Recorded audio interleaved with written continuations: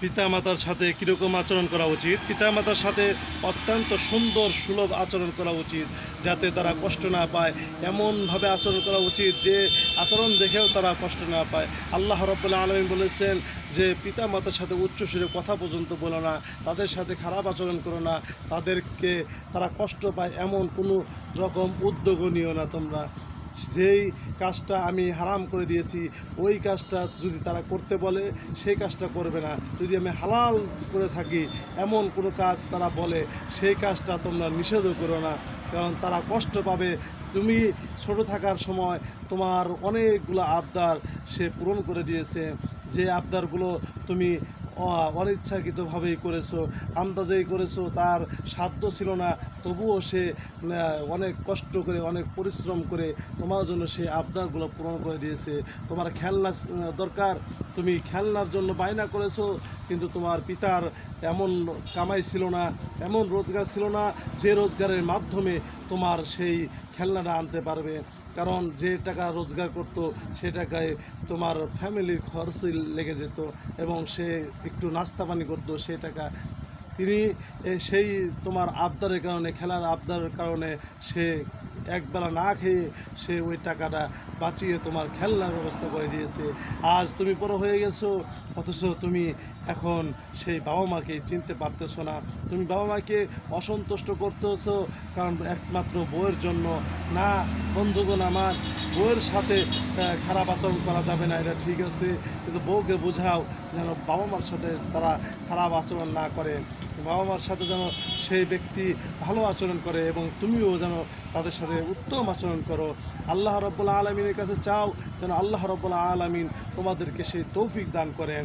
এবং আরও আল্লাহ রাব্বুল আলামিন শিখিয়ে দিয়েছেন একটি দোয়া, যে সেই দোয়াটা যখনই মনে পড়বে তখনই সাথে সাথে পড়বে।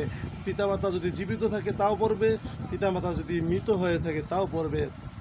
দোয়াটি হলো রব্বির হামহুমা কামা রব্বায়ানি সগীরা।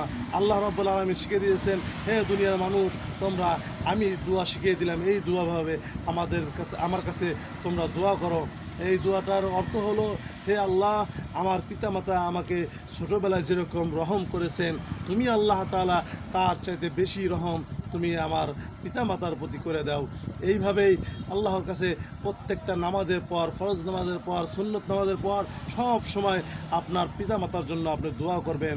আল্লাহ রাব্বুল আলামিন করার তৌফিক দান করুন। এবং পিতামাতার কিছু দায়িত্ব রয়েছে সন্তানের প্রতি। সেটা হলো, পিতামাতার দায়িত্ব হলো প্রথমে সন্তান যখন জন্ম নেবে, জন্ম নেওয়ার সাথে সাথে তাকে সুন্দর একটি অর্থবহুল নাম তাকে উপহার দেওয়া, যে নামটার অর্থ সুন্দর হয়। দাস দাসী এরকম, আল্লাহর দাস আল্লাহর দাসী এরকম যদি নাম অর্থ হয়, এরকম নামটাই আল্লাহর কাছে সবচেয়ে প্রিয় হয়ে থাকে। আর অর্থ সুন্দর অর্থ হয় এরকম যে নামই হোক সেই নামটাই আপনি রাখতে পারেন। আল্লাহ রাব্বুল আলামিন যেন এদিকে আমাদের খেয়াল করার তৌফিক দান করেন এবং যাদের অর্থ আছে তারা যেন 7 দিনের ভিতরে আকিকার ব্যবস্থা করে দেয়। সন্তানের হক আছে একটা পিতামাতার উপরে, সেটা হলো আকিকা। এই আকিকাটা করা অত্যন্ত জরুরি, তাই অবশ্যই আমরা চেষ্টা করব 7 দিনের ভিতরে আকিকাটা যেন করে দেওয়া যায়। যদি অর্থ না থাকে তাহলে যখন অর্থ হয় তখনই করে দেওয়ার জন্য চেষ্টা করব ইনশাআল্লাহ। এবং আমরা পিতামাতার দায়িত্ব হলো সন্তানকে সুশিক্ষায় শিক্ষিত করা। সন্তান যেন শিক্ষাগতভাবে ভালো হয়, ভালো স্থানে পড়াশোনা করে সে যেন মানুষের মতো মানুষ হতে পারে, আল্লাহ রাব্বুল আলামিনকে চিনতে পারে।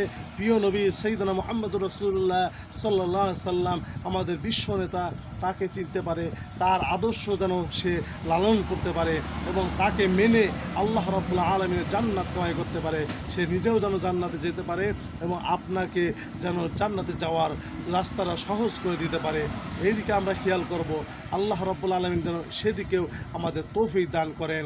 আর সন্তানের দায়িত্ব হলো, পিতামাতা যতই তোমার সাথে খারাপ আচরণ করুক না কেন, তুমি কখনোই বাবার সাথে মার সাথে খারাপ আচরণ করবে না।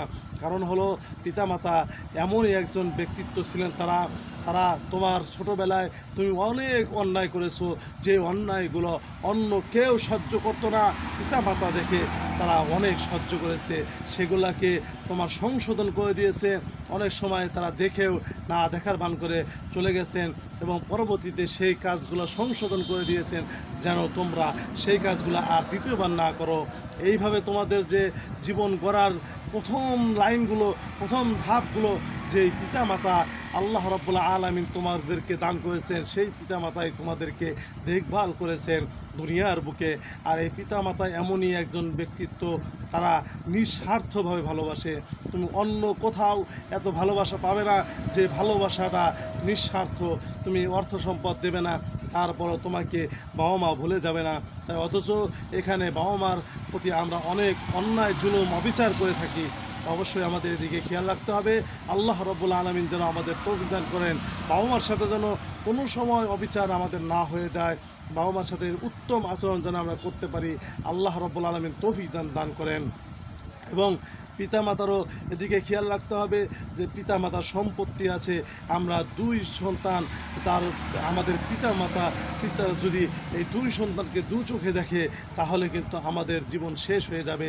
আমরা তখন চিন্তা করব যে না, বাবা মা দুই রকম দেখেছে, আমার এক ভাইকে সম্পত্তির অধিকাংশ দিয়ে ফেলেছে এবং আমাকে সম্পত্তি থেকে বঞ্চিত করে ফেলেছে, তখন কিন্তু আর আমাদের পিতামাতার প্রতি ভালোবাসাটা থাকবে না।